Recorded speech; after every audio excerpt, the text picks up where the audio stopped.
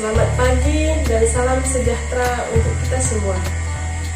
Perkenalkan, nama saya Maya Hijratunisa, NIM 181121016, mahasiswa dari Program Studi Pendidikan Agama Islam, Fakultas Tarbiyah dan Keguruan, Sekolah Tinggi Agama Islam Negeri Bengkalis.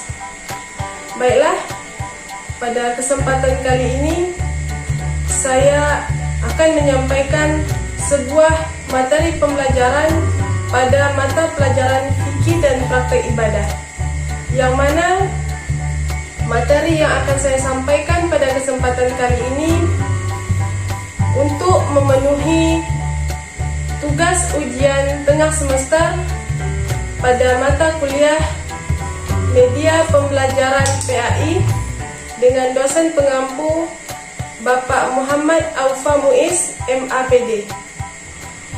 Adapun media yang akan saya gunakan pada kesempatan atau pada materi yang akan saya sampaikan pada kesempatan kali ini adalah media pembelajaran interaktif atau MPI.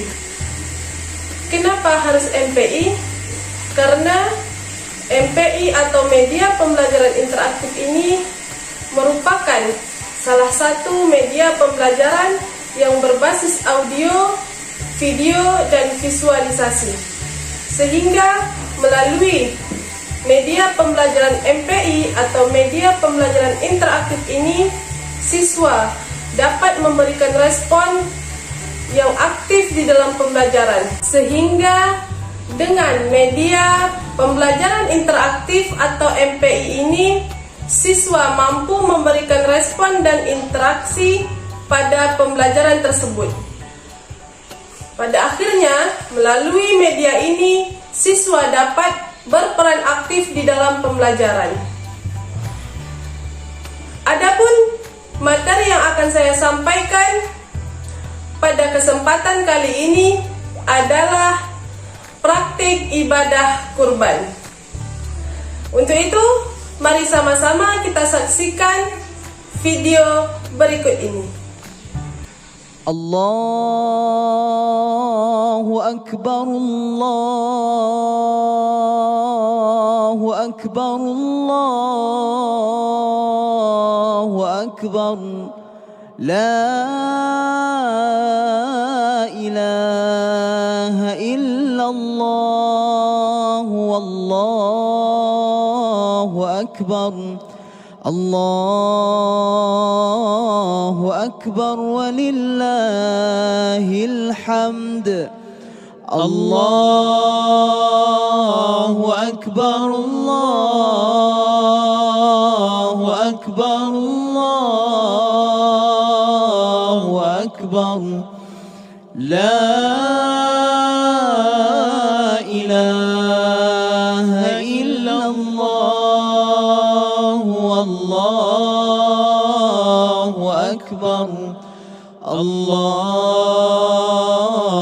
akbar walillahil hamd. Allahu akbar, Allah. Yang pertama, pengertian kurban. Kurban berasal dari kata koroba yang berarti dekat. Sedangkan definisi kurban menurut syariat adalah hewan yang disembelih dengan niat beribadah untuk mendekatkan diri kepada Allah Subhanahu wa Ta'ala dengan syarat-syarat dan waktu yang telah ditetapkan. Di dalam sejarah tercatat ada sebuah cerita yang melatar belakangi terjadinya peristiwa ibadah kurban tersebut, yang mana cerita tersebut memang benar-benar bukti nyata bahwa Allah Subhanahu wa Ta'ala memerintahkan kepada hambanya atau kepada umat-umatnya untuk menyembelih kurban. Di dalam Al-Quran telah tercatat secara nyata ketika Nabi Ibrahim alaihissalam diminta oleh Allah untuk menyembelih putranya Nabi Ismail alaihissalam, yang mana berita tersebut Allah sampaikan melalui mimpinya.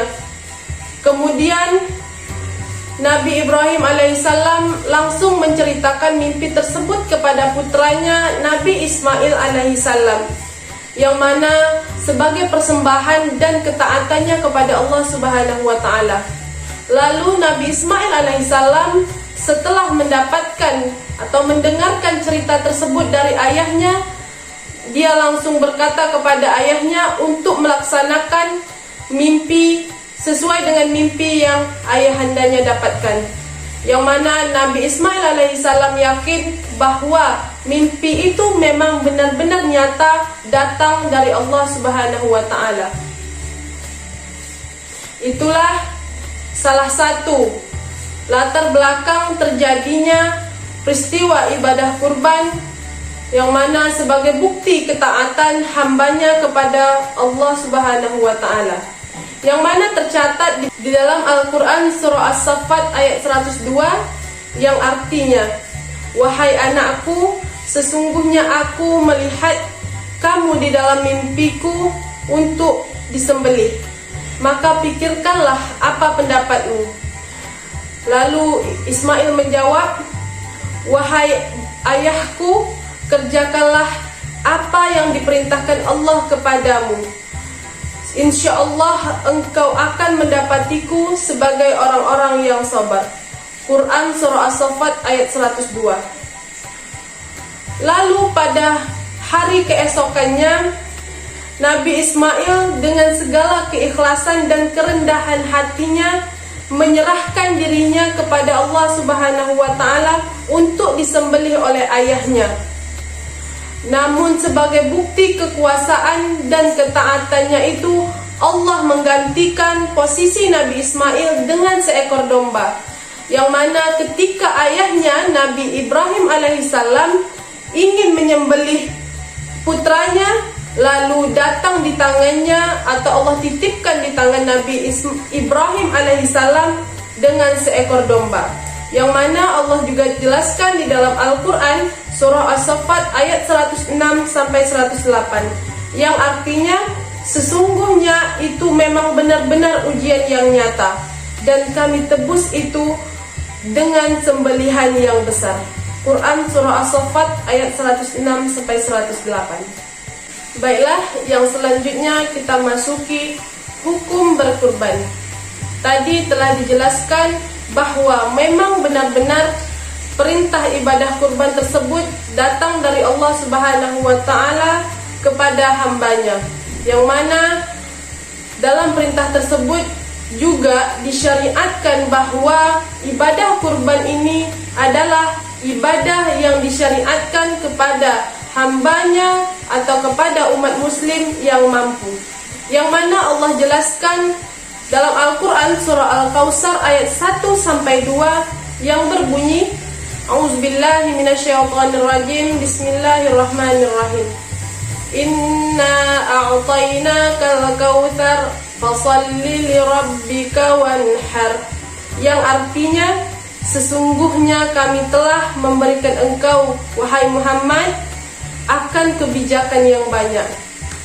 Sebab itu sembahyanglah engkau pada hari raya haji karena Allah, dan sembelihlah hewan kurbanmu. Quran surah Al-Kautsar ayat 1 sampai 2. Selanjutnya, waktu dan tempat penyembelihan hewan kurban. Adapun waktu yang telah ditetapkan untuk menyembelih hewan kurban, yaitu dimulai sejak selesainya Salat Idul Adha pada tanggal 10 Zulhijjah sampai sebelum terbenamnya matahari pada tanggal 13 Zulhijjah. Atau dapat disimpulkan bahwa waktu pelaksanaan penyembelihan hewan kurban yaitu dari tanggal 10 Zulhijjah sampai dengan tanggal 13 Zulhijjah, yang mana waktu penyembelihan hewan kurban ini telah ditetapkan dalam sabda Nabi Muhammad SAW, yang artinya barang siapa yang menyembelih hewan kurban sebelum kita mengerjakan solat pada 10 Zulhijjah, maka ia hendaknya mengganti untuk menyembelih hewan yang lain. Muttafaqun alaih. Selanjutnya, Adapun tempat pelaksanaan atau tempat penyembelihan hewan kurban yaitu dekat dengan tempat pelaksanaan solat Idul Adha, sebagaimana yang telah disabdakan Rasulullah SAW yang berbunyi, kana Rasulullah SAW yazbahu wa yanharu bil musalla, hadis riwayat Bukhari, yang artinya Nabi Muhammad SAW biasanya menyembelih kurban di tempat pelaksanaan solat Idul Adha, hadis riwayat Bukhari. Selanjutnya adalah ketentuan hewan kurban. Di sini adapun ketentuan hewan yang boleh untuk disembelih sebagai hewan kurban adalah hewan ternak. Namun tidak semua hewan ternak boleh disembelih atau dijadikan sebagai hewan kurban. Seperti ayam tidak boleh dijadikan sebagai hewan untuk dikurban. Jadi, adapun maksud hewan ternak yang boleh untuk disembelih sebagai hewan kurban di sini seperti unta, sapi, kemudian kerbau maupun kambing atau domba. Yang mana hewan-hewan kurban di sini yang boleh untuk disembelih memiliki syarat dan ketentuan. Adapun syarat dan ketentuan yang pertama yaitu hewan yang akan disembelih telah cukup umur. Yang kedua, hewan tersebut tidak cacat. Tidak cacat di sini maksudnya hewan tersebut tidak pincang, tidak kurus dan juga tidak sakit. Selanjutnya, adapun ketentuan cukup umur di sini adalah yang pertama untuk hewan domba yaitu sekurang-kurangnya berumur 1 tahun atau telah tanggal giginya. Yang kedua, untuk hewan kambing yang bisa dikurban yaitu paling tidak sekurang-kurangnya berumur juga 1 tahun. Yang ketiga, unta paling tidak berumur 5 tahun dan sapi atau kerbau sekurang-kurangnya berumur 2 tahun. Selanjutnya, pemanfaatan daging kurban. Ibadah kurban ini merupakan salah satu ibadah untuk mendekatkan diri kepada Allah Subhanahu wa taala. Namun, selain itu juga ibadah kurban juga merupakan ibadah sosial untuk menyantuni orang-orang yang lemah. Yang mana daging kurban ini sebaiknya dibagikan kepada fakir miskin dalam keadaan daging yang masih mentah. Adapun ketentuan pembagian atau pemanfaatan daging kurban yaitu yang pertama, sepertiga dari bagian daging kurban diberikan kepada orang yang berkurban atau kepada keluarganya. Yang kedua, yaitu sepertiga untuk fakir miskin, dan yang ketiga, sepertiga dari bagian hewan kurban tersebut dibagikan kepada masyarakat sekitar atau dapat disimpan yang mana sewaktu-waktu bisa dimanfaatkan.